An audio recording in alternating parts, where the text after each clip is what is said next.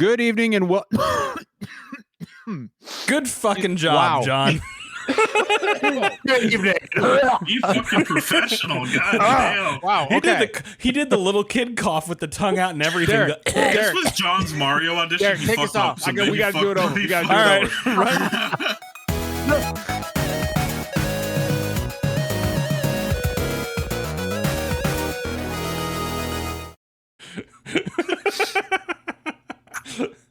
all right. You want to give that another shot? All right. Good evening. Welcome to another. I can't hear you, buddy. You got to speak up. Come on. Of SDG. Welcome to another episode of SDGC. Listen up, brother. We're gonna talk about video games. I couldn't tell if you were going Hulk Hogan or Alex Jones, but I don't know which one. Either one. They're interchangeable. they're putting pronouns in the video games and turning the friggin' games woke. Brother. They're putting Mind Flayer tadpoles into all the Baldur's Gate characters and turning the friggin' frogs into Mind Flayers. Xbox said I have 8 chances not to use that word, brother. I can only use the gamer word once every 3 months. Hey, brother, Phil Spencer's gonna try to rip that over my cold, dead hands, brother. What are you drinking there, CJ? Which woke beer you drinking, brother? Well, look, you see, I'm being censored again, but it might be just for the green screen stuff. green Like beer I bottle said, might not help. If it was a Bud Light, it'd be there. If it was a Bud Light Platinum, yeah. 100%. MSNBC would make sure we can see it. 100%. All right. Anyway, guys, guys, all right, hold on. video I game. made that joke. I made the joke shit. like 4 times already. It's a joke, guys. Please, we're gonna inspire someone. It's someone's Manchurian Candidate like phrase at this point. We've already we've incited something. I'm sorry. Somewhere, somebody listening to this just got activated like the fucking Winter Soldier. Yeah. Oh my god, they're going to Bethesda. I'm really now glad to we're destroy off the to such completely impenetrable energy in the first 2 minutes of the podcast. It's good. It's a good sign before Rick gets here, because yeah, Derek, it's a good sign for things to come, buddy. We're gonna have a great show. This can be a great live show and an awful podcast to listen to. That's basically what it is every week. And people know what they're signing up for. And Yeah, people listen to the our friends in podcast. chat. They know the fucking game. They know the game. Yeah. Speaking of video games, this is a video game podcast. In theory. We got some topics tonight. I mean, obviously we're going to talk about. We're going to talk a bit about what we've been playing. We're going to talk some new Nintendo hardware. Britt's going to be here in a bit, and Finn might join us. Yeah, Finn will be here to talk about his experiences at PAX West. That's going to be closer to the back half of the show. I think we're going to try to talk a little bit about the some of the interesting trends with like early access. Early access, as in like buy the $100 Turbo Nerd Edition, play it 5 days early, not early access like games releasing, in early access states for several months before going final. Exactly. If we got time, we might talk a little bit of Ubisoft shit. We might. We're going to see how that goes. I think there's just the energy that no one ever wants to talk about Ubisoft. It just comes back. Yeah, I can't help definitely themselves. got some. Why is there so much raw ass in the chat all of a sudden? Why is it's always proper to have some raw ass in It was the a chat. big raw day in the Discord. That's probably why it's bleeding over into Twitch. Big fucking days for raw ass. Yeah, there was a raw ass toast actually, which I was only just exposed to today. Wait, hold on. There was a raw. Wait. That's a problem. That's something you're gonna have to look up later, bud. On it. Yeah, it's pretty incredible. Yeah. You're gonna have to dig through the Discord for that. They found it in Brazil. Yeah. A raw ass what? Toast, like a piece of toast, like A toasted raw bread with a raw ass on it. I thought okay. All right. What it sounds I like, thought bud. you meant Just- okay. No. For a minute, my brain went to like we raised a toast to raw ass. Like that's with butt shaped do wine that. glasses. Correct. Are we toasting a raw ass? A toast to raw ass. to the yeah. best raw emote. ass. Like okay. Oh yeah, sorry. Hold Raw on. meat is my We're drinking? personal favorite. Ban this man. We are not Raw banning meat. Sunlight Scrub. Sunlight Scrub. Rar, the ass himself, Rar, is also toasting. All right. This is a video game podcast, and we got some video game shit to talk about. As always, we are going to start with what we've been playing this week. I'll go ahead and go first. So I'm 150 hours deep into Baldur's Gate 3. I'm in Act 3. I'm taking a break for a little bit because I want 150 hours. Oh my god. Yeah. Woo. It's a meaty game. It's a big game. Just like I'm a big lad. I'm a big lad. Big Does love a meaty big man. game. What's that? It's a big meaty boy. Yeah. Big meaty game for the big meaty boy. Yeah, that you got it right, brother. But but no. So I'm taking a break so I can finish Sea of Stars, which is just an absolutely wonderful game. Just like Derek, you and I once said that if Chained Echoes had come out on the Super Nintendo, it would be remembered alongside Chrono Trigger and Final Fantasy VI, and yeah, so would this. Easily. Like there's no doubt in my mind. This is an absolutely phenomenal game, and it might be the most beautiful pixel art game I've ever played, and that's saying something. But from top to bottom, this game just absolutely is overflowing with personality and color and charm. The story is going places that I didn't expect. Get a little dark actually, which I wasn't expecting. And of course, Garl is the best boy. Garl is best boy. Garl is the heart and soul of that party. Yeah, I love it. I absolutely love it so far. Can It's you not give me a gonna be my quick game of the year because we all know what my game of the year is going to be, but Probably. it's Sonic still, Superstars, baby. Sonic Superstars could potentially be something special. We'll see. it could also potentially be something really, really, really. I'm gonna need you to shut the fuck up, John. I'm gonna need you to shut the fuck up. I'm gonna need you to shut the fuck up so hard right now. Shut up. Anyway, no, John. My question is like, okay, so gameplay wise, like, what kind of combat system is it? Is it like it's a straight up Super Mario RPG. It's Turn-based, menu-based, action with, commands, so like rhythm, sort of like yeah. Well, yeah, it's like if you hit the button at the right time, you'll do more damage. Same thing if you hit if you hit the button at the right moment where damage is incoming, you'll reduce that damage. So very clearly taking cues from Super Mario RPG. I know like a Dragon had a similar, like, kind of does it the same way. I know obviously Paper Mario is like kind of does it too, like the fascinating. Okay, I have it downloaded because it's on PS Plus, so I'm curious to see, like, Yeah, no, it's great. CJ, I think you're gonna love it. It's and plus, dude, it's just a visual treat to look right. at. I also want to point out, I want to congratulate RAR on finishing Final Fantasy VI for the first time. For the first time, Here we are, folks. 10 minutes in. There's our FF6 mention. It's not often that a friend beats Final Fantasy VI for the very first time. I'm not doing that shit. I'm happy to report that RAR loved it. CJ's opting out. Very, very happy for you, RAR. Let's talk later about some of the finer details because I want to hear all of them. But let's take this offline, Jeff. RAR? You gonna call me? All right. That's all I got. That's what I got. Who wants to go next? I guess me and Jeff can go because it's probably just the same game, right? I'll go first because I'm gonna finish with what you're probably gonna talk about. Okay. Yes. Real quick, we keep saying it's a video games podcast, but I'm gonna use my only platform I have on the internet to talk about One Piece. Yes, I've been One Piece pilled, dude. I think most people here probably know I don't really watch anime. I watched Dragon Ball and Sailor Moon when I was a kid, like every 90s kid. That's it. I rewatched Dragon Ball Kai a couple years ago. Still, the nostalgia gets me, but like I've tried a couple times with different series. I got a little bit into Evangelion before it got really weird with like sexualizing teenage girls, and I was like, yeah, that's not going to get any better with Evangelion. So yeah, and like I don't mean to paint all anime with the same brush. Just there's a myriad of reasons why I haven't been able to get into it. Mostly, I think that just shit's way too common in anime. Like you do have to dodge it. It is, and it's like, you know, my age with like I just don't want to explain to my wife like why this is going on right. the TV. And like this why isn't we're looking down the about. shirt of a 13-year-old girl. I shouldn't have to cover the TV with a fucking blanket once an episode, like to hide what I'm watching. But there's other reasons too. I think just like the style of storytelling doesn't personally jive with like the way I like to experience stuff. But yeah, so and people are giving me shit about this all week.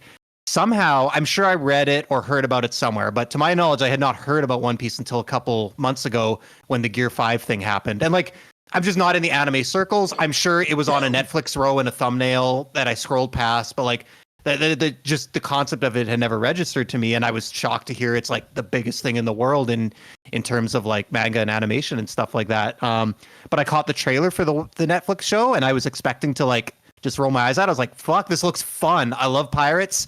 This looks goofy. It looks silly. It looks lighthearted. It's everything like I'm into these days. You know, everyone I think knows I'm not into like super dark stuff." And I watched episode 1, and I was fucking hooked, man. The cast is unreal. There doesn't seem to be anything like super problematic. It like toes the line. Like it's flawed. I think there's like a couple bits that are like I don't think the writing holds up as good in certain dramatic areas. It's but how do we do, fellow kids? Good. Do good. But yeah, like it just for someone who's never gone into this, I was immediately hooked and couldn't turn it off. And I think they did an amazing job making it accessible to someone like me who doesn't know shit about it, and I'm excited to wait 3 years for season 2, at which point Netflix cancels it. I guess it's like the most expensive show ever made. What is it? One Piece. One Piece, yeah.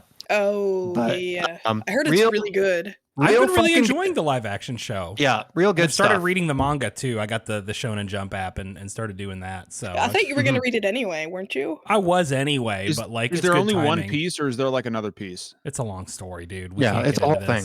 But yeah, I'm properly One Piece pilled at this point. A piece of what? Ass?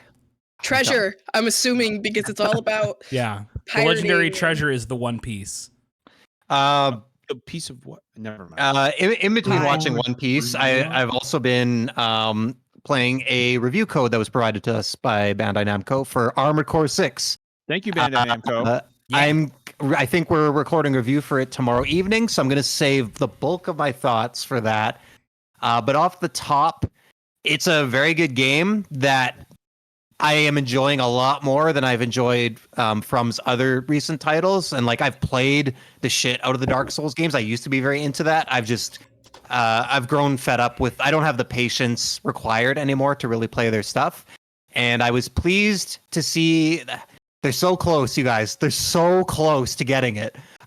There's a lot of great stuff in Armored Core 6. It is far more accessible than the Souls series. One of the things I really love is like the way it encourages experimentation with your mechs. One thing I hate about games, I know a lot of them have like a buyback option for vendors, but it disappears as soon as you close the window. You can just buy parts of your mech and sell them back at the same price you bought them for. I fucking love that shit, man. It's like, so don't punish me for fucking up. Like, it's great. But yeah, like the missions are super forgiving. There's checkpoints everywhere. You restart in front of a boss every time. The only thing is there's a few bosses in the game that are just absolute mind-numbing fucking bullshit. Yeah, fuck you, Baltius. Fuck Baltius. Fuck the sea spider. Fuck the cleaner robot. And I was talking to Justin a bit about it, but like he had a different experience where this game, I guess, jives very well with how his brain works. For me, it doesn't. And specifically, I can customize the mech all I want, but the problem I'm running into is I can't dodge anything. And like, so for one of the boss fights, there's actually an audio cue for when he issues an attack. After playing it for 4 hours, I realized my reaction time to dodge it is just not quick enough from when I hear that cue. And like just coming off something like Final Fantasy 16, where there's like a thing that slows down time a little bit for you to dodge, or like, again, there's ways to like just make this just a little bit more approachable. Because I'll be honest, this game would have been a 9 out of 10 for me. But I've played 15 hours. I spent 7 of those on those 3 bosses. And that drags it down a lot because like it really did sour my experience. And as soon as I get back to having fun, I will say I've been on a good stretch now. But yeah, it's so Jeff, if I could chime in real quick and give some context to what Jeff is saying. Like everybody knows me in From Software games. I've played every single From Software game since Demon Soul, the original Demon Souls. I've loved hundreds, like I combined 1,000 plus hours into all these games. I've played them all multiple times. I love every single one of them. Baltius is the first From Software boss, where I was like, this is unfun bullshit. Yep. I was like, this is pure anti-joy. And they put another mini boss before him, and like Justin pointed out to me, you can quit a mission and go and like grind out some money and parts, but then you have to go and fight that first fight again. And I was I just spent 3 hours fighting the one before him, and then another 3 on Baltus. I am not fucking quitting this mission until I beat him. I do like if you get fucking shredded and you've got to start from a checkpoint, you can go into like the assembly menu and rebuild and like change your loadout mid mission before you restart from the checkpoint. And like that's a thing that a lot of games would have fucked up on something like that and been like, nope, you got to start this mission over. But FromSoft is starting to learn, like, what if you just let people respec for the missions they're in the middle of? Same with like your like the one of the upgrade system is like the OS tuning and like the PC unlock, and same thing, you just reset them. It's not like as far as I know, in a Souls game, when you spend those souls on your stat points, those are gone. Respeccing's very expensive in the Souls games. Yeah. Like, and the thing is, what makes me sad is, whatever. It's not a breaking point for me. Like, I'll eventually beat Baltius. I was so pissed that I'm taking a break from the game, but I'll get back to Baltius and beat him. Unfortunately, I guarantee you he will be a stopping point for a large amount of people who are just not willing to put up with that. Because it's just not fun. It's just not fun. Here's the interesting thing, right? And this is where like the critic part of my brain really activates, is we've seen now several times, like game release after game release, where FromSoft releases a big game like this and then slowly makes difficulty adjustments over time, because one boss in particular was in particular, I think of like the Blazing Bull in Sekiro, right? That was meant to be a mini boss. It was an insane wall for where it was, and they, within like a week of release, were already working on like, nope, we got to do something about this one, right? So I do think it's going to be fascinating to watch how they're going to nerf Baltius. I think how boss difficulty changes, because he's meant to be difficult, right? He's a boss, but like, is there some part of him that is more punishing that they intended, right? Are there certain weapons that were intended to be a counter that are too weak, right? That they're going to tune up, because that's the way that they've always, gone back with, several different patches to adjust those sorts of little details. So I think it will be fascinating to see how Armored Core changes over the next 6 months, year, as patches come out and change things. So. The other thing, I have no doubt it's a wall for people, but I checked after I beat him, 50% of people have the achievement for beating him, which, like, as far as achievements and trophies go, that's like, it's pretty high. Because you usually lose half the people like 5 hours into a game. Everybody saw the same fucking meme video online of him getting just melted with the double shoulder laser cannons, and they were like, oh, just do that build. So yeah. Anything else, Jeff? No, that's it. I'm just excited to hear Derek's thoughts on it too, but I know we'll talk more tomorrow. We'll talk more. Yeah. I mean, like I said, I really enjoy the game. I think it is a joy to play. I think that the regular missions are incredible, and the regular mission like design, there's some really good like unique missions with a gimmick to them. Like there's one where you have to like escape, like you're almost like racing out of. That's the one I was gonna bring. You got to go into the mine and blow up the objective, but then shit starts to go south, so you got to jet back out. Like through the walls. It's very like Aladdin, you know what I mean? Yeah. But the game, it's really good at like making those moments a bit cinematic, like the Strider mission when you like fucking go, I won't spoil it for anyone, but you go and kind of gradually beat this boss, and then it has you basically just jettison off it, and like they know you'll turn the camera around and just see this huge thing exploding behind you. There's a great mission with these like cloaked invisible mechs that you've got to kind of like work your way through as you work through like an abandoned like base type area. Like the regular mission design is great. And the big like bosses that are the thing that usually make a FromSoft game to me, I just don't enjoy in this game. The way that I would expect myself to. But I love the missions. I love the like enemy AC duels. Yeah. So is this the Armored Core for your game of the year thus far, Derek? It's in the running for sure. It's hard. There's been a good year. It has been a really good year. Because like I'm still playing Baldur's Gate, right? You said you're 150 hours. I'm like 67 hours, and I'm at Baldur's Gate finally. I feel like I could have done it in a shorter amount of time, but my wife is a hoarder, and her toxic You also could have toxic done it trait. in a longer amount of time too. Well, It's getting yeah, encumbered, having to go back to camp, sell right. shit. Check every crate, check every vase. I gave up. Grab- like Act 2. I was like, I'm tired of getting encumbered. Grab a everything sorcerer. that's worth Yeah. 5 Really gold or had too much of a more. problem You being know, encumbered. so That's because you're a fighter. You have Yeah, you got have a lot a of muscles. yeah.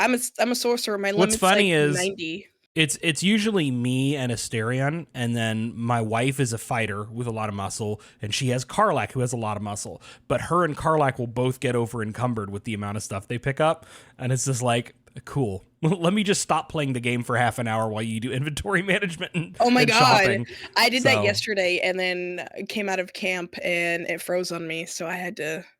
Yeah. Oh, that. But that's fucks not up. anything about Yeah. like Baldur's Gate. That's, you know, and like I'm having a blast with the Who are game. you romancing, Derek? It's the important Nobody really, I don't think.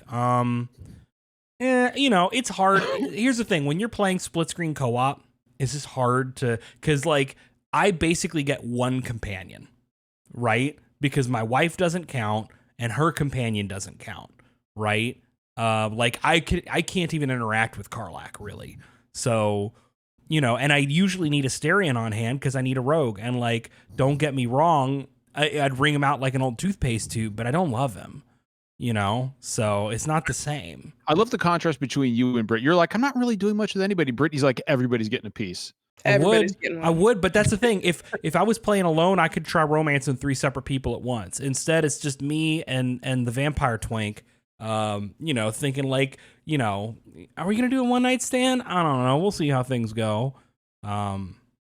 Britt, Yeah. who's your main squeeze? Is it Halson? No, it's Asterion, and then Asterion. it's Halson, my bear boy. I'm actually doing Cazador's Castle right now. I'm in the thick of it. I think people are sleeping on Halson. Oh, agreed. He's so good. I love him. That's the true daddy of the cast. Nobody gets it. Yeah. I prefer Shadowheart in my party just because she's got better heals, but Yeah, sorry, See- I know too many church camp girls. You know what I mean? Like, Yeah. I was joking on Twitter, like, wow, her whole personality is being a Southern Baptist. Like, And it like yeah. she actually has a really interesting character. she does. I'm being overly cruel. Yeah. Um, Honestly, if there's John's pick. Yeah. What's that? I said just because it's John's pick, the vanilla male pick. yeah, No, Well- no. My pick is Karlak. Are you Oh, crazy? okay. yeah. Everybody loves Are you Karlak. nuts? Here's Like- what's wild to me is people are like, nobody seems to care about Will, which is wild to me because he's a goddamn fantasy superhero. I love Will. Like he is a swashbuckling like vigilante of the fucking Wild West, like teaching refugee kids how to defend themselves. Like this dude rips. Well, see, the way I'm playing the game is I pull in, like I swap out my party constantly. yeah, So me too. like Karlak. to spots that are pertinent to like these characters. yeah. I'll like obviously Take Lae'zel to the creche, right? Like Right. stuff like that. right. So I've been kind of like doing that, but my main party is me, Karlak, Asterion, and Shadowheart as a healer. This is Gale Erasure. I'm a That's okay. sorcerer. I don't need Gale. I'm better than Gale. Gale needs you. No. Gil needs everybody. Yeah, that's Gale true. does need everybody. Yeah, That boy Gale goes needs 0 a to little 100. therapy. Yeah. A little, he needs to quit making his whole personality I banged a god. And Right. 2, if you're gonna make that your whole personality, don't make it like the downside of your personality as Right. well. It's like, oh, I fucked a god, and then I fucked a this- god. Yeah. This actually, You got to this bring more Riz actually- to the table if you're going to This, so try this to is pull actually that. relevant because I don't know if you guys saw, but apparently the mass horniness of these characters is due to a bug, according to Larry. That makes sense because some characters, it feels like I'm used to games like this where the romance isn't supposed to start kicking in until like the last act of the game. Right. And it feels like a lot of people were ready to fucking go from like So- the so- first act. So here's the thing. I recruited Halzen, and like 2 hours later, I don't even really use him that much. I recruited Halzen, and I just talked to him in camp because he had an he exclamation wants to mark over fuck. his And head. he was just like, baby boy, you are so special. No, you don't no, even Derek, know. literally, he was like, I must say, I've taken many lovers in my long life, and I've seen the way that you look at me. And he was like, and I'm just like, Halzen, I've known you for like an hour, buddy. Like, and he was Jesus. like, I'd know you for an hour. Yeah. It's like, he was like, I'd know you for 2. Like I was like, Halzen, no, man, I'm just not into you like that, pal. And he's like, I could have sworn you felt the same way. And I'm like, what gave you that impression, Halzen? He's not super my type, but he's very convincing. You gotta give him that. Oh my god, he is. Like, and like, if you go back to camp and you're like, let's talk about us, and then you like are like, here, let's kiss. He's like, come here, and I'm like, oh, okay. Was not expecting that from the Big Daddy Druid. I wasn't expecting the Brit squeal. Like, yeah, like this game honestly, like there was a moment where because my romance is with Karlak, and there was a moment with Karlak when she was like, I was like, so what do you want to do? And she was like, well, what I want to do is ride you till you see stars. And I was like, Jesus Christ, Karlak. Okay. You're like, ooh. Respect. That's average girl at a metal show, right? I'll deal with it. Average girl. I mean, but yeah, I have spent I've been kind of like irritated at Baldur's Gate because I spent the last 2-3 days strictly working. I just saw what you posted in chat. I've been strictly working on a specific storyline related to gnomes, and it is my least storyline by far in the entire fucking game. I hate it. I can't stand it. I think I know the one you're talking about, and I'm kind of like fearing doing that quest because I'm real worried. It sucks. Like, you can't control their actions, and they're the stupidest fucking NPCs ever. We're talking about greasing themselves, missing, like, I dimension doored one away from like a crowd. I thought I got away from my greasing gnomes phase back in college, but normally when you grease yourself, you have to pay double for that kind of action. Nope. They just lubing themselves up to get fucked, I guess. But I dimension doored one. And I brought him over to me so he wouldn't get hurt. And that motherfucker Misty stepped right back into where I pulled him from and died. One person lit themselves on fire. I'm just like, it's so annoying. Like, there are some weird. I literally spent like 5 hours just resetting over and over and over to try to save them all, and I couldn't because they're so stupid. And I was like, like, next time all these fuckers are dying, I'm not saving them. I'm not saving a single one. Goodbye. But I just finished that, so I'm like, I'm gonna go do a fun mission now. So that's why I went to Asterion's mission. And Britt, you got anything else? Nope. Derek, what about you? Like, I realized that I kind of like passed the baton over to Britt without making sure that you hadn't. I kind of used myself as a bridge between Jeff and Britt because like I've just been playing Armored Core and then just been playing Baldur's Gate. Like it's those two things. The only other last thing I've got to add about Baldur's Gate at all is like I've gotten to the point where like more and more things that specifically tie this to Baldur's Gate 1 and 2 have started to pop up. And you just got to Baldur's? You just got to Baldur's Gate? I just got to Baldur's Gate. Okay. Yeah. So, but like through Act 2, this stuff starts to get layered in, and like end of Act 2, beginning of Act 3 is where that really starts to come in. And like, I don't think you need to know anything about the original games to enjoy this, but there is a lot of joy as somebody who grew up playing the first 2 Baldur's Gate games, like, and other BioWare D&D games, to be like, oh, here is this party member from the original games that's still around and kicking and can rejoin your party. Oh, here's what may or may not have happened to the original main character. You know, oh, here's, you know, yada, yada, yada, right? To not like give any like hard details. And it's good. It's nice payoff for me as somebody who's been away from the series for a while to find out like what happened over the course of the past 100-ish years to, you know, the city and the characters that I grew up attached to. So, yeah. All right, CJ, why don't you round that out, man? I haven't playing much. Talk about whatever fucking Sonic game you're playing. Man, Fuck yourself. Anyway, Sonic Superstars. I'm so excited. We're getting a Sonic game and a Mario game in the same week. Soon, and I still too, can't dude. get over Like, it. know. And we're gonna play both for fucking charity. Anyway, it's fine. I've been working so much that I haven't had time to play games. I submitted my first draft for my Red Dead review, and I'm kind of like lost now. Played a little bit of Destiny 2. It's fine. Honestly, today's the 7th. Tomorrow, NBA 2K24 drafts. Buying a 2K game at launch, spending my weekend because I'm off for the first time on a Saturday. I am very excited to do nothing but vegetate and play some virtual basketball. Other than that, I'm watching a lot of movies. I'm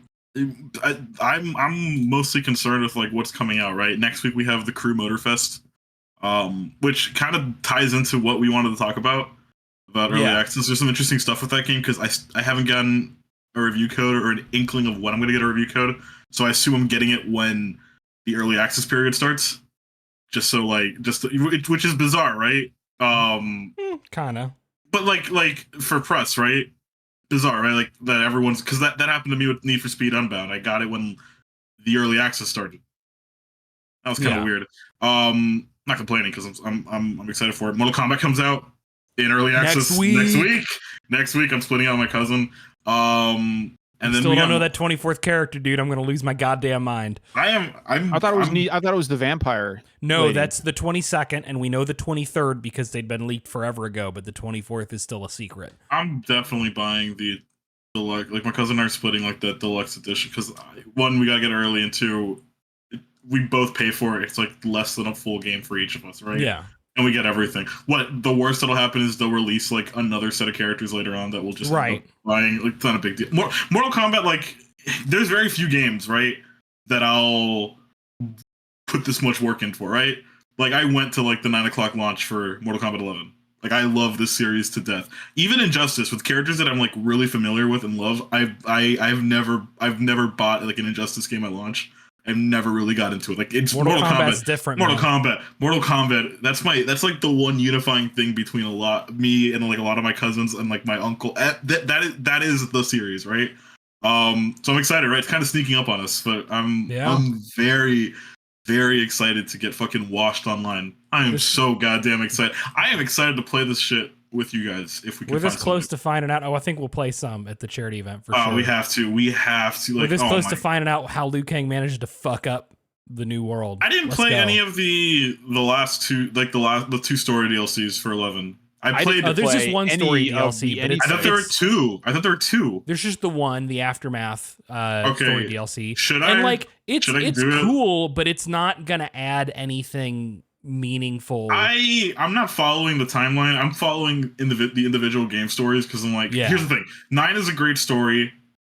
10 was fine. I didn't like the Power Rangers-esque like, oh, you got the new generation, right? Yeah, that was fine. I wasn't into that. 11 story was great because it's like, all right, it's a best of. You got the Avengers Endgame style, like all this stuff, right? It's pure bullshit fan service, right? This one I know nothing about. Right, I know nothing about it other than the characters that they added. I don't like the. You've not even like watched trailers or anything, really? No, it's Mortal Kombat. Yeah, dude. You are in for some shit, my dude. This is the one. Like everyone, Smash doesn't count as a fighting game, right? But like this is the series for me. This is the fighting series, right? Yeah. It's the only one I can play because it's incredibly easy to like pick up and play. It's the most fun. I'm a gorehound, man. I love it when people get ripped apart in video games. This is like, too, dude. That's rule. Love it. This is candy to me. I love it. It's one of those things where like we all gather around a TV and we're like, all right, watch this, like that. The absolute best. So like that's it's like the weirdest one because it's sneaking up on all of us, right? Because it's coming out in between a bunch of other games. Yeah. But it's also beating the rush of like October. Because that 1 week in October that has that's like goddamn brutal, dude. Right, like a new Sonic, a new Mario, Spider-Man, Assassin's Creed. After we got, My favorite thing about October is everyone naming games and forgetting Alan Wake, that poor game. Alan Wake, is that I'm there for Alan Wake. That moved out of the. I thought Alone in the Dark is the one that moved. No, that got delayed. Yeah. I think Alan Wake moved a week, like but okay. It's still in October. The benefit of being digital only, I guess they can just do whatever they want. Yeah. But yeah, like it's one of those things where I'm kind of in limbo now, like waiting. Like 2K will probably take up most of my time until the crew's out because I have to play that, and then Mortal Kombat's going to be one of those things where I'll train myself to get better at until I play against someone who actually knows what they're doing, and then cry and then go back to it. Right, the fighting game cycle. The fighting game. My uncle beat me at 11 the first week I got it, and I beat the story and everything, and he's like, "Oh, cool, is Raiden in this one? All right, let's play for a bit." Oh, fucking wash me. I'm like, all right, fuck this game. I'm out. I stopped playing for like a year. I'm like, all right, Mortal Kombat lost its luster, but I'm excited. That's gonna be a fun like podcast week.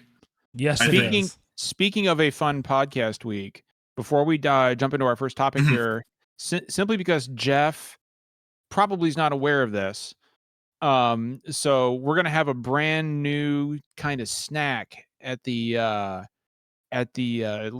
charity stream this year, and I'm talking about fucking afraid. Talking about gamer cup noodles. Oh my god! Yeah, we got to get Justin to review the gamer ramen. So it's our only option. So Jeff, there are now Cup Noodles has unleashed caffeinated, gamer-friendly noodles. They come in an RGB colored package. They will now. Here's the part that confuses me. They will both be soup-free, meaning you don't have to worry about damaging your controller. We just eat the noodles? I guess so. They will also be caffeinated. Like hard noodles? I don't know, but they're caffeinated. So Nissan Foods called the new variety the strongest buff. And yeah, we're doing this shit. I'm getting some gamer cup noodles. Do you guys want garlic flavor or black pepper yakisoba? I'm fucking dying inside. Dude. Oh man, I'm not eating either. Are you kidding me? Yes, you are. Yes, you are, bro. Yeah, you are. I triple dog dare you. Too bad you can't back out from that. No, too late. Respecting myself. Oh, yeah, right. And you're doing this podcast. Shut the fuck up. Shut the fuck up. Respecting yourself. I love that. I don't have self-esteem. It says they're only available in Japan. Are we importing these? Oh, I'll import this shit. Don't worry. Oh my god. Don't worry. I love that IGN called it harrowing. Correct. Is that in the review description, like in the score? Like it has like the numbered score, and then one of the points was a harrowing experience. I'm so confused. Soup-free noodle. Like, what is that? Like, how is it soup-free? Like, you've ever had like the noodles from Chinese restaurants? Like, maybe it's like that. It's just like. But you gotta add water to it to fucking cook it. No, I'm talking about the crunchy ones, like the ones. The line in the GameSpot article on this says the CNN report explains how they are being sold soup-free, so gamers won't need to worry about spilling broth into their PC towers. Like skill issue. Is this an existing problem where PC gamers around the world are constantly spilling broth into their PC towers? I can't count how many times I've had to rebuild my PC because I spilled soup in my fucking computer. When I'm in the middle of a, why did you shout her while playing it? I like to keep my friend spilled cereal on his keyboard, and I can understand a keyboard because it sits under where your hands would be. Where's your What I want to know what's happening where your broth is over your tower. Here in America, we carry our tower on our lap. I need to start making time in the rundown for whatever thing John is going to bring up unprompted and unscripted. My tower to adjust the entire schedule for when we are all like horribly ill for 2 days. Derek, I do this to keep you on your toes. But we're gonna get some gamer noodles. All right, let's jump into our first topic, Derek. All right. So, we are getting reports from actual like major journalists and news outlets, right? And like hard details. Nintendo showed the Nintendo Switch successor at Gamescom behind closed doors to development partners, right? Not like they had a secret panel or some shit, but like the thing that happens at trade shows, one of the big things historically about trade shows is it's an opportunity for development partners and publishers and hardware manufacturers, etc., to like, yes, there's the public facing and like media facing side. And then there's also the, again, those behind closed doors showing. So Nintendo showed off their next system and, some tech demos and what this thing can do to some key development partners. We are hearing a couple of things. First off, it does sound like, yes, this is just a Switch successor. There's no need to get, fuck it, you can put down the torches and pitchforks. They are making a Switch 2. Details still up in the air about like backwards compatibility, other features, etc. But they're carrying on the concept of the Switch at least. We heard that they were showing off specifically a like revamped version of Breath of the Wild that ran with the new beefier tech specs of the new hardware. I read that too. It's important to note that they did call out that it was only a tech demo and there was no indication. Yeah, it's not going to be as powerful as a PS5, right. guys. Like, come on. Well, let's get. This is where we'll get to. I think some people were saying like, oh, there's a better version of Breath of the Wild coming. Like, there was no indication that they're going to re-release a remaster of Breath of the Wild. Yeah, I don't think they're going to sell Breath of the Wild Switch 2 version. I do think that if this is backwards compatible, which is what a lot of people are expecting and hoping, Breath of the Wild is going to run better on Switch 2. Right? We know Nintendo has been. We know Nintendo has been telling people for a long time, start developing your games to be able to run at any,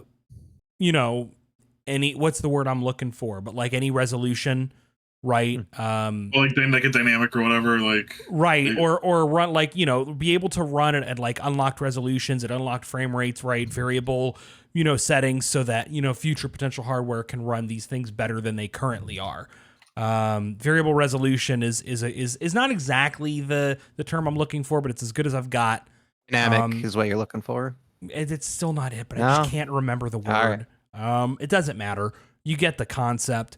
The other thing they were showing off was that Matrix Unreal Engine 5 tech demo, the one that famously blew people's minds about the PS5 and Xbox Series X. They had that running real time on the Switch with ray tracing, with effects and visuals that were close enough to the PS5 version of the tech demo that a lot of developers were walking out saying it was basically PS5 graphics.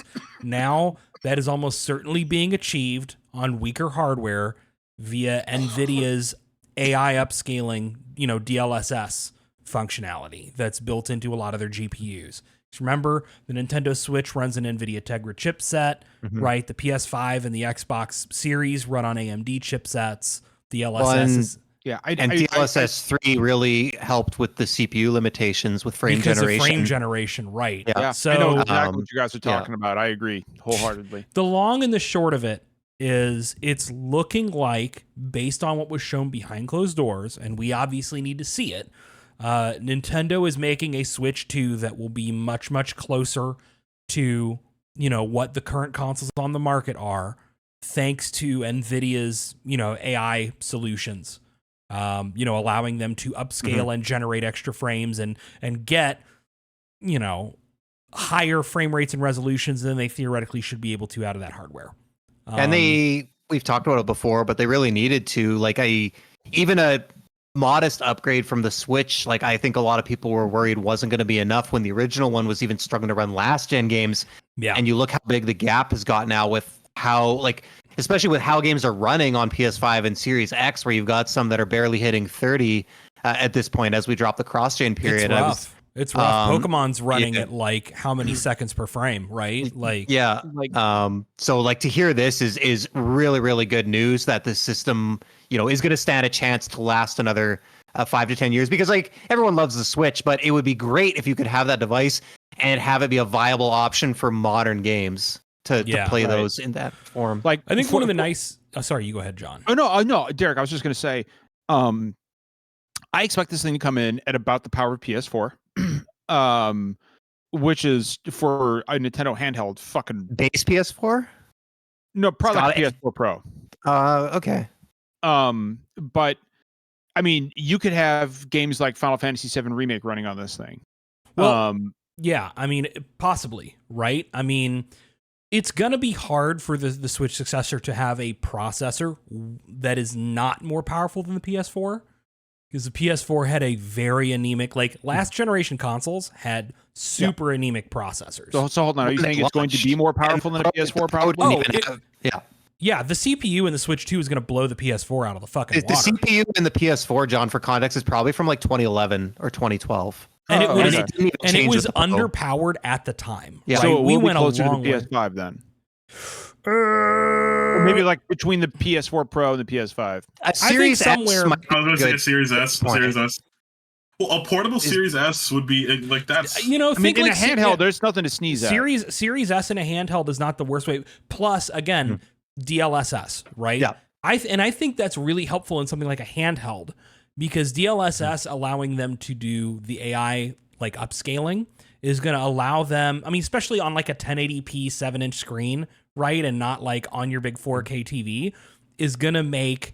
You know, it means that they're going to be able to render games at like 540p and AI upscale them to 1080 and look good and not use a shitload of battery power. Like, it's going to solve a lot of problems for the handheld. But I think maybe, and just for people who aren't like, you know, familiar with the tech or play a lot on PC, like it, you know, when we see DLSS, maybe it doesn't mean anything to you, but like it is almost magic in terms of like how it dramatically alters performance. We're like Derek mentioned, we're talking like 2 or 3 times like the frame rate just by flipping on a setting.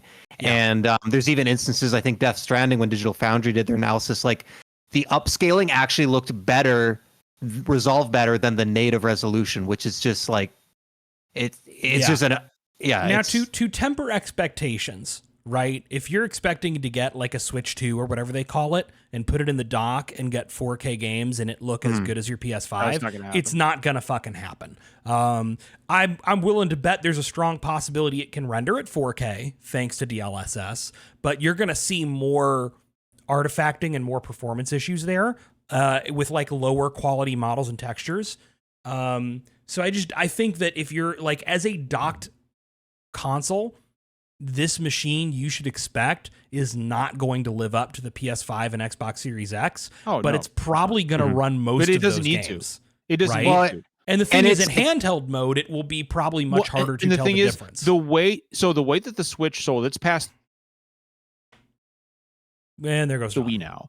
I think at this point it's the second highest selling console of all time. I think it's getting close to surpassing the Wii. Has it surpassed? No, the Wii? it has. It surpassed the Wii. It surpassed the Wii a while ago. Oh, okay. Shit. So it's just the PS2, and it's not going to hit PS2 numbers. Nothing will hit the PS2. Nothing is ever going to beat the PS2. Shit with a DVD player. Exactly. People bought the. Okay, well, so here's the thing: we're at 130 million on the Switch and 155 mil on the PS2. We could get spitting distance. The Nintendo DS. The Nintendo DS got fucking close. The reports that came with this new hardware said they're looking at like 20% year-over-year decline this year, and it might even get worse next year. Be rough then, yeah. But I mean, still, dude, to go from the Wii U to this, kick the Wii's ass. Yeah. It's the format. It's right? the second highest selling console of all time. So there's a few things that Nintendo's going to have to do, right? And I want to preface this with, I believe that if Nintendo can keep this momentum going into the Switch 2, which I think they can, third-party developers will ensure that the majority of their games can run well on the Switch 2, or at least run for sure playably on the Switch 2, because everybody's going to want a piece of that action with a far more powerful Switch in people's hands. For example, Square's going to find a way to get Final Fantasy VII Remake running on it. Capcom's going to find a way to get Monster Hunter World 2 running on it. They're going to find a way to get Street Fighter 6 running on it. They're going to do it. It's just a matter of what kind of compromises will have to be made. But that's all speculation. There are certain things that I think Nintendo needs to do with this next system in order to ensure a smooth transition from what we have now. And the first one is obviously they've already done. I mean, they've already said it's a handheld hybrid. That right out the gate, that's what they needed to do. And as far as I'm concerned, Nintendo for the rest of our lifetimes is probably locked into this format now. Would you guys agree? Better be. Well, the big thing for me with the hybrid format, I mean, and we say hybrid, but really what the Switches are a handheld device that can like output to your TV, right? But to me, like as someone who doesn't ever play handheld and never undocks their Switch, it's just a console to me. You know, it'd be easy to say, well, I don't care about this stuff. The great thing is how it's consolidated all the efforts from their developers. I used to be so frustrated. Like, you remember when Samus Returns came out, and it was only on 3DS, but it was because like they had their handheld divisions developing games for handhelds, and then their separate studios developing for consoles. And it was like, the way they've managed to consolidate them all and have all that effort, and everyone gets to play the same games and you can play them however you want. That is the game changer for me. Nobody has to miss out on these games because they don't like to play on this system or they don't like to play this way. I can play it on my TV. You can play it handheld. And I think, you're absolutely right. They could go back because it's Nintendo, but we've talked about it before, and Derek pointed out like their new CEO and stuff like that. Like, I don't think there's any way that they're backed into a corner at this point. Yeah, for sure. Derek, go ahead. I was just gonna say, we're also in this interesting situation where like we're not super sure when this is hitting. I know a lot of folks who are supposedly in the know have been who were saying some details about this that are starting to be corroborated. Word on the street is next holiday, right, Derek? Back half of next year. But it also sounds like Nintendo's been telling development partners that they're trying to get it out sooner than that. So it's probably supply chain constrained, right? Mm-hmm. It's probably a matter of like, this is the same thing that happened with the original Switch. The Switch was supposed to launch in the holidays, and they delayed it by several months because they needed time to build up the supply chain. I don't think they're going to make that mistake again, though, Derek. Like, but I think what we are is we're in an opposite situation where maybe they're projecting to have to do the more pessimistic outlook of it being as late as the holidays, but they are trying to build up enough supply and get games ready early enough that maybe it hits like a summer release. I think anybody expecting a spring release, you're out of your goddamn mind. Yeah, but not gonna happen. I think we should maybe expect, if you're being optimistic, the summer. If you're being pessimistic, next holiday season, right? One thing, and you guys, like, this is for everyone. You guys tell me what you think, but this thing, in my opinion, is not dead in the water, but greatly harmed if it does not have backwards compatibility in some form. You have to be fucking insane not to have backwards compatibility. Mm-hmm. Like, no way. It doesn't make sense. No way. And I don't think it's. Sorry, go ahead, Derek. Okay, I was gonna say I don't think it's likely because they already said back when they were revamping the Nintendo Switch, designing the Nintendo Switch Online system. Like, we've seen slides at GDC where they talk about how they designed it to be forward compatible and future thinking with potential future hardware, right? Yeah. So they were intending the back end, right, of the online system and the games and stuff to move forward. But on top of that, I don't think you'd tell development partners, hey, make sure your games can run on better hardware if you didn't want people to be able to put their game cartridge into the next hardware and run it better. Well, right, and you've wasted people's time. It's interesting. They could still do it, but I'm just saying. It's interesting to me. I mean, the thing we saw, one of the great things about backwards compatibility is it enabled the cross-gen period to be so long with the launch of these new consoles because there isn't that concern. Like, if you launch a Switch 2 and it doesn't play Switch games, when you launch Switch 2 games, there's a very limited audience that can play those games. Right? Or you have to go to the effort of developing a separate Switch version when you can just kind of launch it on both. Like, it really eases that burden because it is, I mean, Nintendo can get away with it because it's fucking Nintendo, but it's a hard ask to, when you have 130 million install base, to start from scratch and start saying, we're now releasing games that, only run on this one and none of your previous games. Right? I don't think you can do that this year. But the other thing is, we've talked about this in the Discord a lot, is historically Nintendo has actually been at least better than Sony. They've been pretty good with backwards compatibility. Typically, it doesn't work when they switch media formats. So the Wii U played Wii games because they both use discs. And the Wii played GameCube games. And 3DS, new 3DS, those were backwards compatible. DS, all the DS versions are backwards compatible.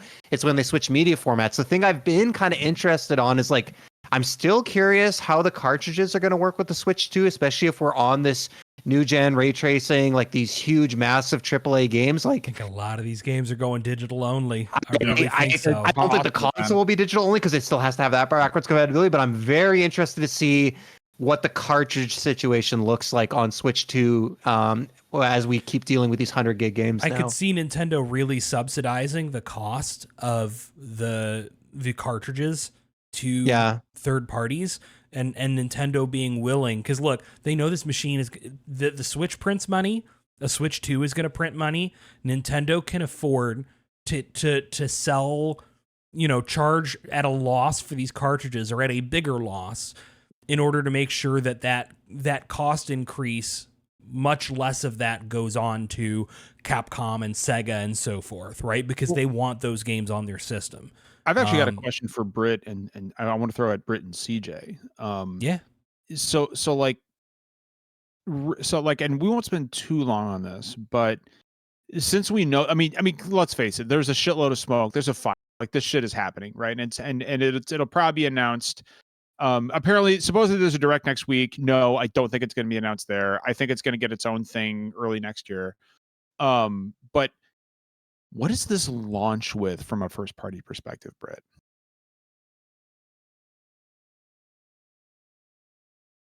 I made sure to unmute. I didn't pull a Jeff. I made sure to unmute myself.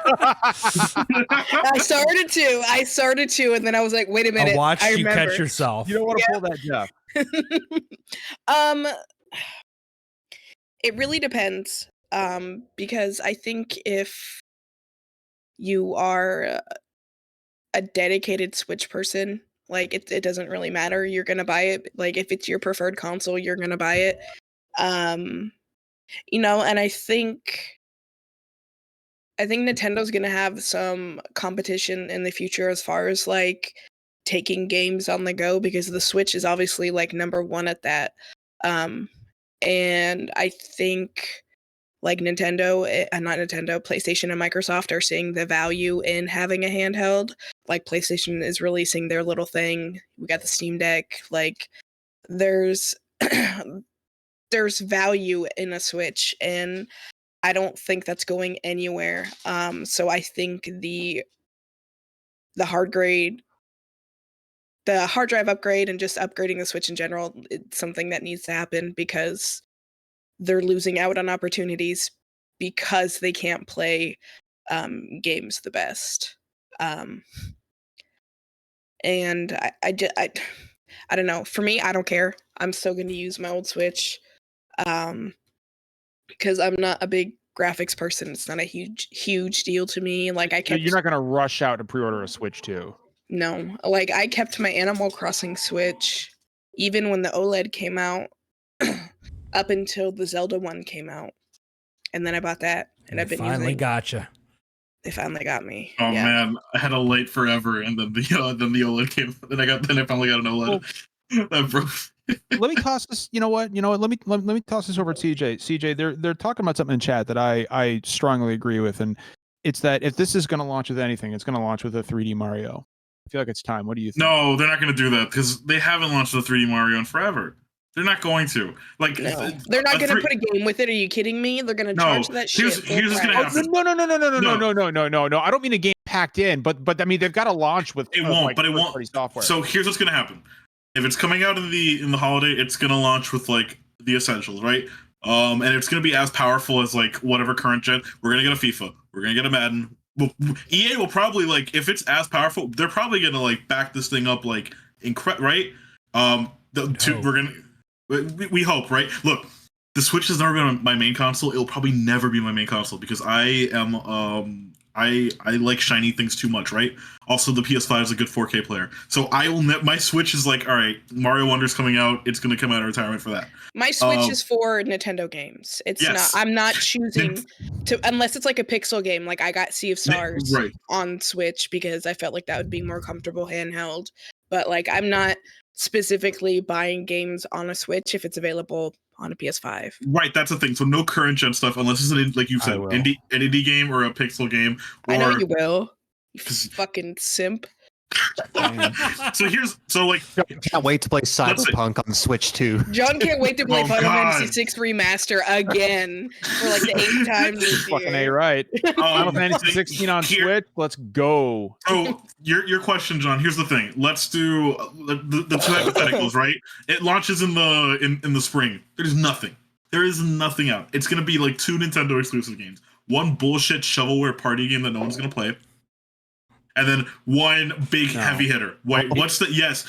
We're gonna get like a 1-2 Switch. It's gonna complete the 1-2 Switch trilogy. We're gonna get the third game finally. We're gonna get like fucking 1-2-3 Switch, right? There we go. How about this? 3 fast, 3 Switch. It launches with Wind Waker and Twilight Princess. If they're not, because here's the thing: Nintendo does it. That would be the what about easiest Metroid thing Prime to do. 4? No, that'd be the easy. Metroid Prime 4, I don't think will move a console. No, personally, it won't especially move a console. I don't know, dude. Metroid Prime Remastered sold gangbusters. But did it sell Switches? It sold a couple million. It's not selling Mario or Zelda numbers. You know what I'm saying? Here, it's gonna launch. It has to launch with a Zelda. It has to launch with a Mario or some new IP. But it has to have like a Nintendo logo. Mario, right? There has to be fucking Mario Kart. It's fucking Mario Kart. It's Mario Kart. Mario Kart 8 Deluxe. Fucking. I love that Jeff in chat. Jeff said it launches with Mario Kart 8 DLC. DLC 6. I think it's Mario Kart, y'all. Like, okay, no. Feels smart. Mario or Animal Crossing. They got it for the Switch Lite. Like. Splatoon 4 already. Like, for real though, does it launch with like Mario Kart 9? Is it time? Like Mario Kart 10. Mario Kart 9 is Mario Kart 10 because Mario Kart Tour is 9. Oh, okay. But like, do you guys think that's an actual possibility? I think it is. It's possible. I think it's more likely it marches with I think a 3D Mario window. Yeah, I think 3D Mario is like. It's got to. It's going to launch with a new Super game before a 3D Mario. All right, new 3D Mario. See, it's 2017, right? Look, so we're at 60. We're going to be 7 years next year, removed from Odyssey. Yeah, that's the longest. Rar's got a theory after my heart, which is, man, we keep hearing. We heard for a long time about that 3D Donkey Kong game. That won't launch. Here's the thing. No. That won't move systems. No. That won't look. That'll move me. They get Seth Rogen. No. I will stab a kid for a Switch too if there's a 3D Donkey Kong out. 100%. But does everyone share that same brain cell as me? No. Donkey Kong won't move a console. You can't predict what Nintendo's gonna fucking do because remember they launched the DS with a Kid Icarus game, and you know what I mean, like. Right. I mean, everyone like is so focused on launch times, but like if you look at the history of consoles, like the launch lineups are like quite often. What's the best launch title of all time? It has to be Mario World, right? No, it's got to be. Either Super Mario World or probably Breath of the Wild. Mario World. I was gonna say Breath of the Wild for Mario World. Breath of the Wild. I'm just gonna keep saying it. Breath of the Wild was available on Wii U. You didn't need a Switch to play that game. I know, but everybody wanted a Switch to play that game. But you can.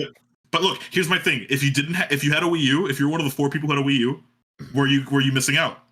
Jen, no, because I played Breath of the Wild on my Wii U. It was great. Now, if you had an NES and your neighbor had an SNES and he got Mario World and you're still playing Mario 3, who was missing out? Well, like that. Yeah. Anyway, my question is, fuck the launch titles because it'll be something great or it'll be something terrible, but we're all gonna like be amazed by it. What's the third party situation looking like? Are we getting COD? Are we getting FIFA? Are we getting Madden? I think you are getting COD. I think you're getting COD because right now Microsoft really fucking wants to play nice. And as a matter of fact, I think they're obligated to because they just made a big deal out of how much they wanted to work with Nintendo. Okay, but are we going to get the Wii U era of COD where the Wii U version of COD Black Ops was the best version? I'm just throwing that out there. Yeah, are we gonna get like Arkham Knight Armored Edition? It's like a $60 port, and it's nothing. There's nothing. You are gonna get COD, and you're also going to get big Capcom releases. You're gonna get COD, but it's modern war. It's Advanced Warfare. You're gonna get Resident Evil. You're going to get Resident Evil 9. The Kevin Spacey one? the Kevin Spacey cut, yes. And there's more Kevin Spacey. This Kevin Spacey cut? Not today, sir. That's the one where Kevin Spacey had the cut. eyes of a salmon that's been in the frozen food section for Arms 2. Arms 2, it's fucking time. Unironically. He said Arms 2. No. Anyone mentioned Arms in like I don't even think it's 10 years old, but I feel like Snipper Clips 2. That's gonna be the big $60 launch game. It's Snipper Clips 2. So here's the advantage, right? Is the nice thing is because this is almost certainly a backwards compatible system, like they don't need a ton of launch stuff that is Switch 2 exclusive because of like, you know, how much did the fucking PS5 and Xbox Series X launch with, right? Nothing. Like in terms of day one. No, right? bro, Demon Souls, but okay. People were buying these systems like to see how their old games run on it. You know? Dude, I almost cried playing Red Dead 2 on a PS5. I almost cried playing Assassin's Creed Valhalla on a PS5. You know what I'm gonna do on the fucking Switch 2? I'll play Tears of the Kingdom. Yeah. And see if the fucking levels don't load better than fucking... Right. I'll point this out too. Chat. Good to see you, pal. I'll point this out too, right? If the Switch 2 was not backwards compatible, which I think we all agree is unlikely. We think it almost certainly will be. It has to be. It fucking better be. If it wasn't, right, and people needed to continue buying Switch 1 hardware to play Switch 1 games, I don't think Nintendo would have just announced a shitload of hardware bundles attempting to burn through stock of old hardware. I spent years. They're doing that because they need to get rid of them. Don't make me fucking do it again. You know what would be the absolute dream on a Switch 2 release game? Fucking Arceus and fucking Violet and whatever that one was. Scarlet. That worked. Just versions that run like regular games. Here's the thing with what Britt just said. If this does launch next winter, it could conceivably launch next to a Pokemon title. Mm-hmm. Hey, there we go. I didn't think of that. That moves consoles. There's your fucking first party. So what are we gonna do? Like here's a hypothetical question. What do we do if it runs just as dog shit and looks just as dog shit? Nothing. We're all gonna buy it anyway. Yeah. Right. Correct. Oh, I'm done. I'm done with Pokemon until I see that this shit. I'm not even a Pokemon fan. I didn't even play it because of all the shit. So, and I'm like a hardcore Pokemon fan. Like, and you I thought it even seeing the glitches, and then I played it, and I was like, yeah. No. So I'm a 2K game. I don't care. The more interesting to me is, we talked about the launch games and backwards compatibility. Are the launch games we're saying Switch 2 will most likely be backwards compatible to play Switch Almost 1 certainly. games. Will the launch games for Switch 2 also come out for Switch 1? Depends. Will they have anything that's Switch 2 exclusive? I could see a install base to ignore. I could see a big release happening at Switch 2 launch that is a Switch 1 game that is meant to showcase how much better the game looks on Switch 2. That's going to be a Nintendo exclusive. Right. The third-party stuff will probably be Switch 2 exclusive. So, do you think there's anything that it's this is only on Switch 2? I think there will be. Third party. I think there will be. I agree with Third-party. CJ. They're gonna have. Yeah. Call of Duty, FIFA, Madden. They're gonna have a version on par with current gen stuff. 3D Mario is going to be Switch 2 exclusive. They're not. Metroid Prime 4 almost has to be cross-gen because they've strung existing Switch owners along for so long, like Metroid fans. I gotta tell you, they want to be good to that fan base. If this thing does launch in late 2024, I do like the idea of this. I'm warming up to the idea of this launching with Pokemon. That would be a killer fucking. I'd much rather this hit in the summer and the Pokemon team have a few extra months. I don't think I can do the discourse of a Pokemon game launching with Switch 2. I need a good game to launch. It's going to launch with Skyrim. Take me offline. Oh, fuck. You are going to get Skyrim. Are you guys ready for a Resident Evil 4 port? And I don't mean the remake. Starfield launches will launch on the Switch 2, and it'll run at 30 frames per second. We're probably gonna get a fucking Skyrim port for Switch 2. The next Nintendo Direct, somebody from Nintendo, Doug Bowser's going to walk out, and he's going to grab a zipper at the top of his head and zip it down, and Phil Spencer's going to step out and introduce Starfield being ported to the Switch 2. Yeah. What do they call this thing?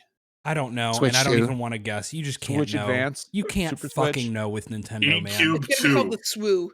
GameCube 2. I like GameCube 2. The SWOO. GameCube 2. Swatch. The Swatch. Watch. No, but anyway, it's really exciting. This hardware is coming. Finally, there's real smoke behind the fire. It's stuff we've been talking about, asking for, theorizing about for a long time. I'm betting we will be seeing this early next year. I'm hoping we see that sooner release window and it's closer to summer than the holidays. But make it holiday so I can afford to buy it. Well, I mean, right. I'm selfish.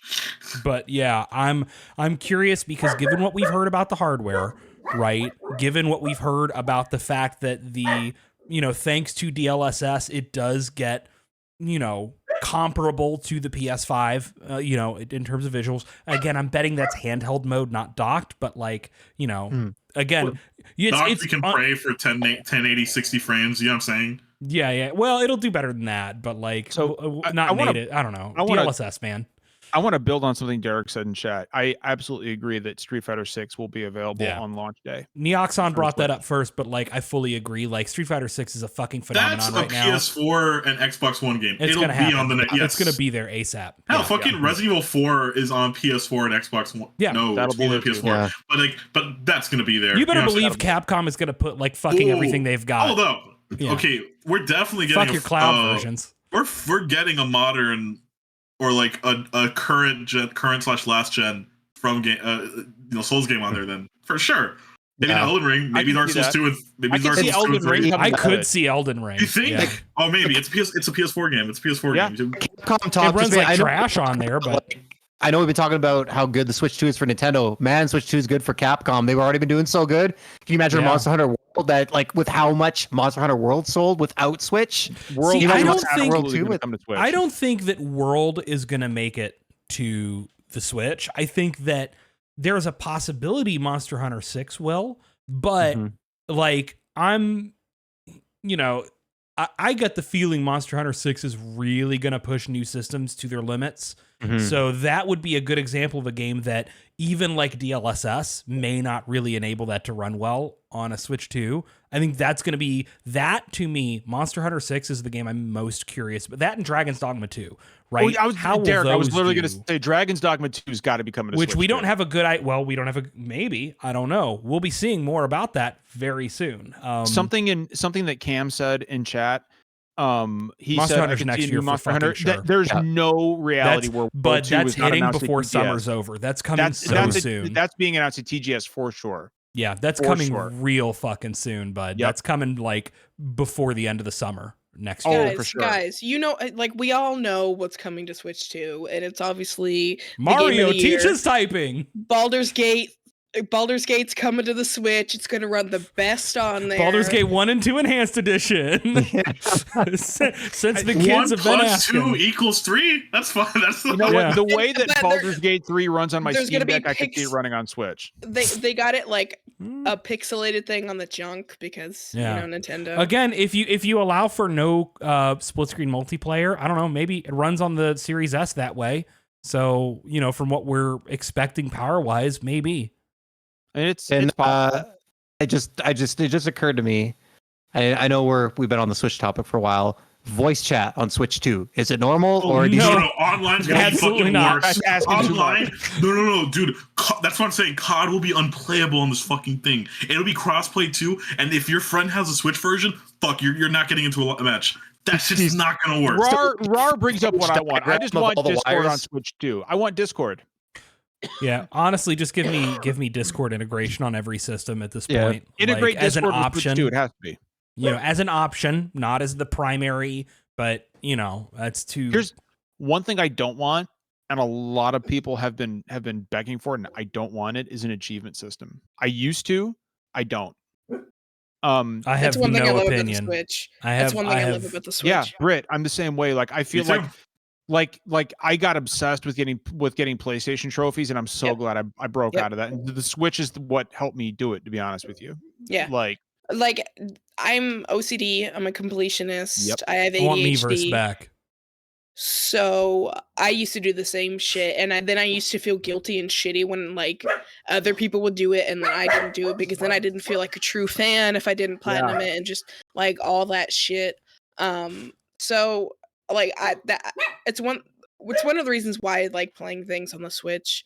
It's because it's like my chill console. It's like I can play it on the TV if I want. I can play it in my hands if I want. Derek, I got a wild card for you. Motherfucking Kirby's Air Ride 2. No, the Switch 2 launch. No. Let's go. Switch 2 launching. Switch 2 launching with motherfucking Chibi Robo. No, that's not going to happen. That shit's not going to do. Okay, nobody guys. cares about Chibi Robo. Nobody fucking cared about Chibi Robo when it came out. What are you talking about? Paper Mario. Chibi Robo fans excited to finally play a Chibi Robo game. What was your last topic so we can talk about that? God damn, yeah. At this point, we're just talking about games possible for Switch 2. Kids, let's go. Yeah. So Arc 2, baby, starring Vin Diesel on Switch 2. Let's go. I do want to carve this last chunk out because Jeff had this topic idea and I thought it was really good. But we gave you so much time for it, Jeff. That's how much. Yeah, I know.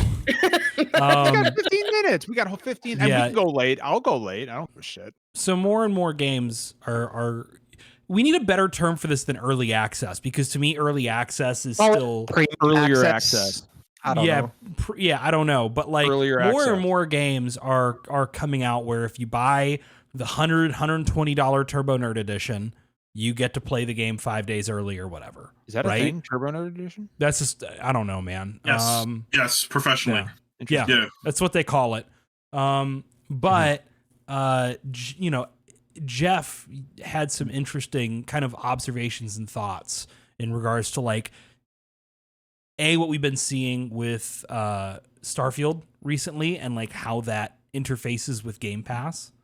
I want to hand that mic over to my buddy. On the screen. You're pointing to me. You're pointing at him to the viewers. You're pointing to me. You're pointing to me. Yeah, so like I've been looking at some articles. It sounds like they surpassed 2 million players in early access. But I mean, the interesting thing I thought with this is, first of all, I don't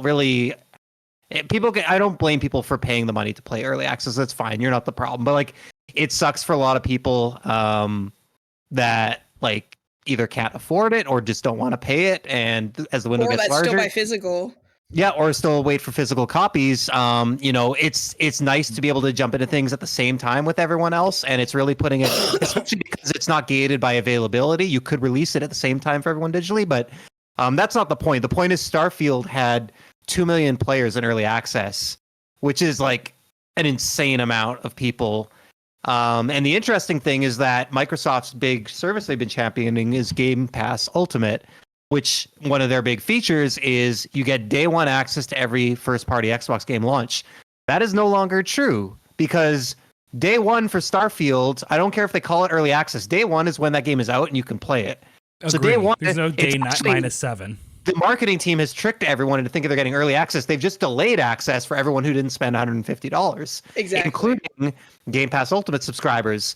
And it seems like people don't have a problem with that right now because if 2 million people played early access, and I don't have the stats, but a good chunk of those people don't even own the game. They just paid $50 to upgrade their Game Pass version.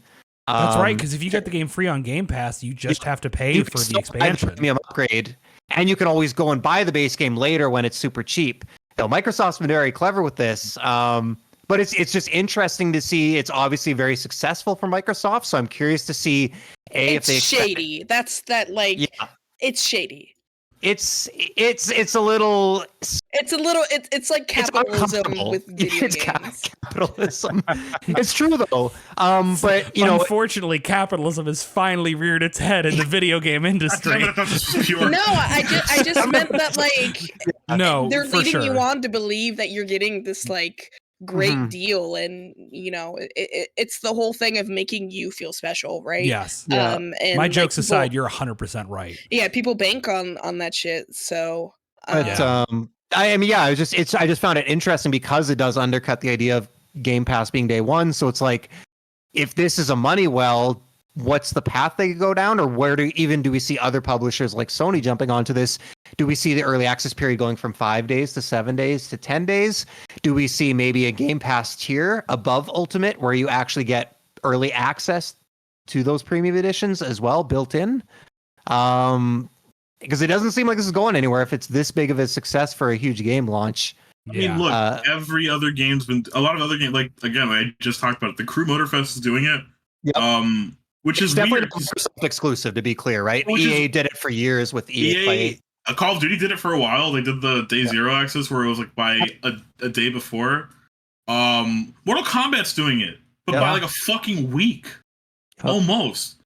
By a week. I hope those people don't get story mode access because I don't need fucking spoilers. I think isn't it the whole game? That's they like probably do, it, so right? like fuck, right? Like, God, that's a good point. You're ruining the game. Like, we all know people love to fucking talk about video games on social media. And I don't trust people. Right, and they have every right to, but at the same time, it's like, I don't know. It's just unfair to people who can't. It's not like when you're behind someone else, like you're at least playing the game, but you're just not as far them. Like literally, a bunch of people can't play the game while a bunch of people are. It's just right. But like to see this point, it's not Microsoft exclusive. Like I just found it interesting because Starfield brought it to the point, and it's actually funny. I think you mentioned EA.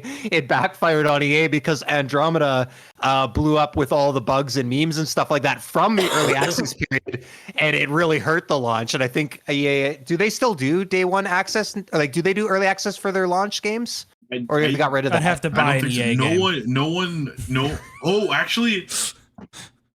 I think announce Titanfall 3, you cowards, and then you'll get me back. Oh no, yes. Need for Speed Unbound. Oh, okay. Had a 3. Here's the thing. So I was supposed to get a review code for that. I got it because out of nowhere they're all like, okay, here are codes because the early access period just started again out of nowhere. So that I was just talking about that. That's wild to me that there's no organization with this, right? Yeah. Here's the thing, and I didn't even think of story stuff. I was thinking of online stuff. You know, you're giving people a chance to grind out like a week or even 3 days. Dude, I didn't even think of that. That's ridiculous. Yeah. That's ridiculous. That's because like Mortal Kombat, you're gonna get some dude who's already gonna be like the sweatiest fucking player in the entire world a week before everyone else.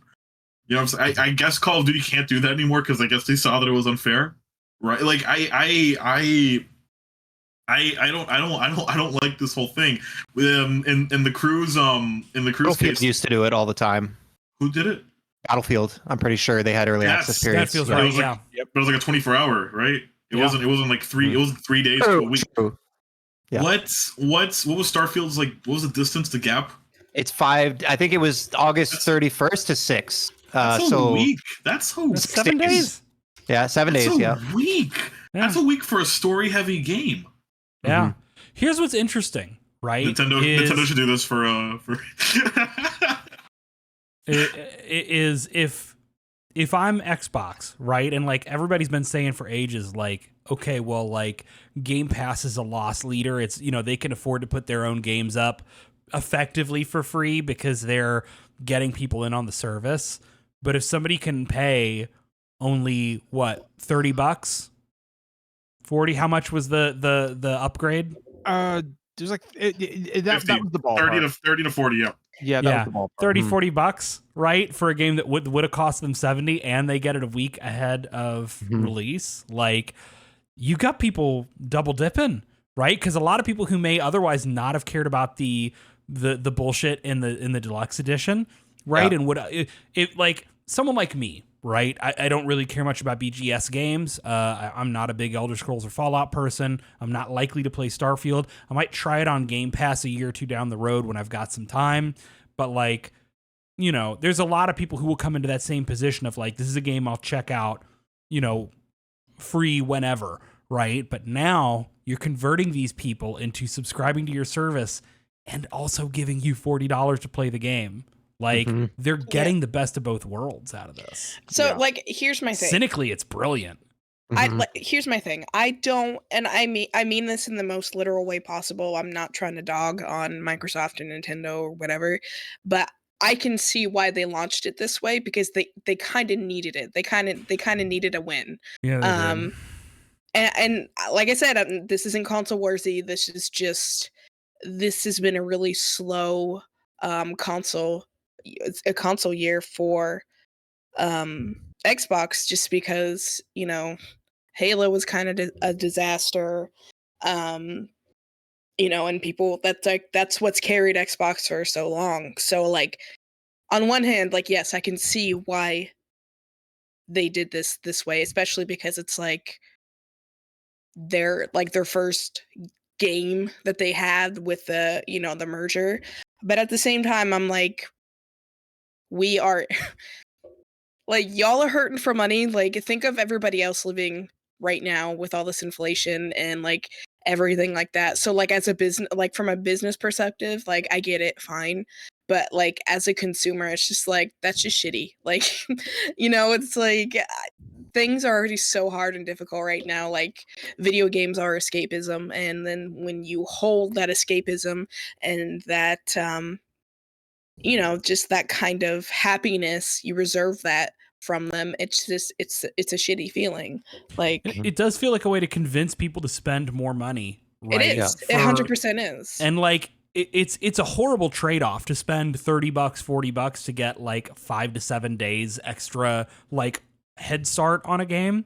Yeah. But like, I think it's real easy, like for people who are not like in a good headspace, right? Like, and people who, or people who are impulsive, people who have an unhealthy attachment to gaming, right? Yeah. Like it's kind of like the console gaming version of like whales, right? In the mobile game Yeah. space, right? Is like you can maybe convince people to make an impulsive $40 extra purchase, whether they're buying the game or they're just doing the upgrade, on Game Pass.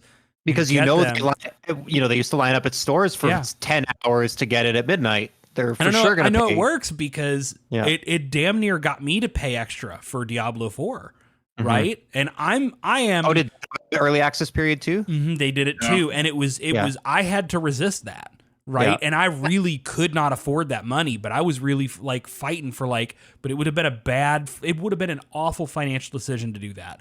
But I was hurting to I was hovering over that button a couple times, ready to break. Yeah, I was unemployed then, and I really wanted to pre-order it so I could, play with everybody, and I couldn't. So I think there was 2 free weekends for everybody else. Because I remember I played a beta, Yeah, I played it without actually reserving the game, and I at least like that. If you're gonna have an early access, at least give everybody a chance to play to see if they they actually want to put the money into it. Love these open beta weekends, right? At least give people the option to try it before you just charge this asinine amount of money for early access. But I think I've been kind of complaining on that for a while too. I think with the rise of digital gaming, it's kind of enabled that kind of behavior from companies. Weaponizing digital FOMO, kind of. Yeah, it's true. And why pre-order a digital game, right? Right. So I and I get it. They're probably trying to space up the downloads or other servers aren't whatever. I get it.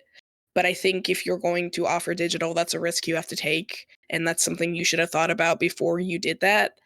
And I don't know. That's just my I like physical. I like having things physical. I've seen too much shit with digital where things get lost or taken back or it doesn't go forward or whatever. And of course you have that option with digital too, but I mean physical as well. But I just think it's poopy. Yeah, I think it's poopy too. Can I shout out the exact opposite of this? And take this again, with a grain of salt that I'm saying this because we've gotten a lot of codes and opportunities from Square Enix.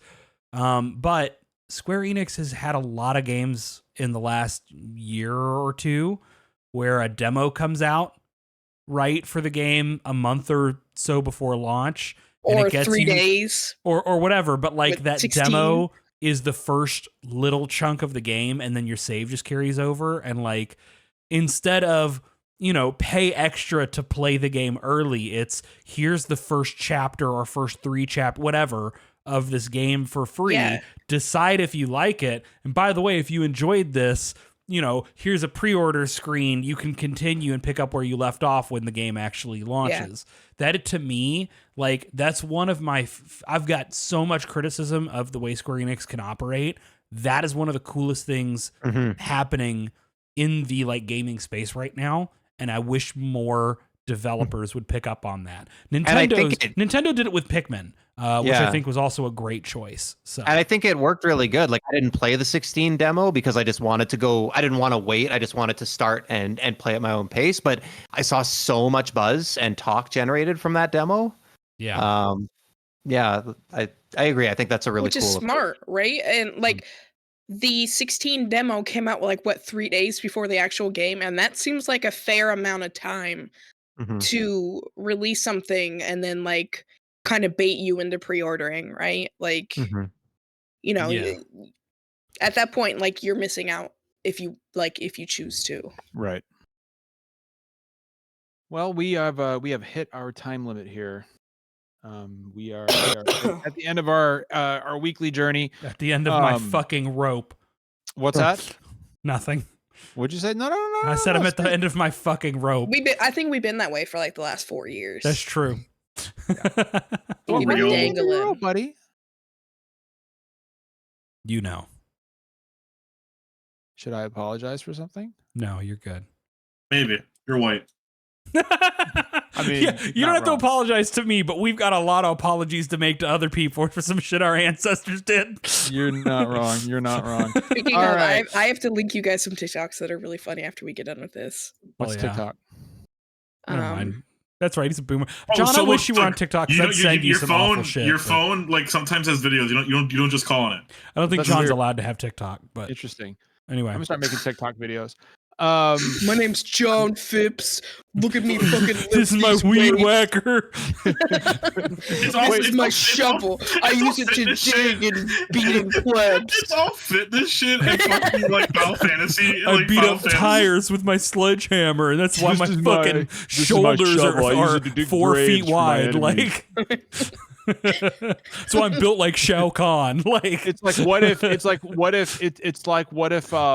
This is what's gonna happen to Square if they don't release Final Fantasy VI and remaster if you don't it. remaster Chrono Trigger, I'm gonna fucking break you under my armpit. Like, it's like what if big time? It's like what if big Just puts time? an egg in his bicep and crushes it. yeah, I just he's had gonna a do the watermelon crush thing, but with his armpit. Just I just imagine John in like the Armor Core 6 assembly screen, but all the weapon attachment options are just like garage tools, like fucking hammers, weed whackers, rakes. I'd like Rake to low-key get in busted. close and melee someone. All right. Appreciate everyone. Appreciate Got my eye on everyone you, tuning in. Square. What was that? I got my eye on you, Square. professionalism has banded What's us. for you? Start Abandoned porting, us. You better port Final Fantasy Tactics immediately. Yo, what's up, everybody- TikTok fam? We out here. Like it's You're walking some weeds. Thinking about outside. Final Fantasy. I'm wet. Don't be a square, Enix. Weeds ain't the only thing I'm wet. Never mind. Anyway, Oh, all right. everybody take care of each other. This fucking We'll see you next week. podcast, bro. Remember, God trying damn. to nothing. Like, We cost have- my fucking We have sanity. so many sins. Yeah, you all do. Do we?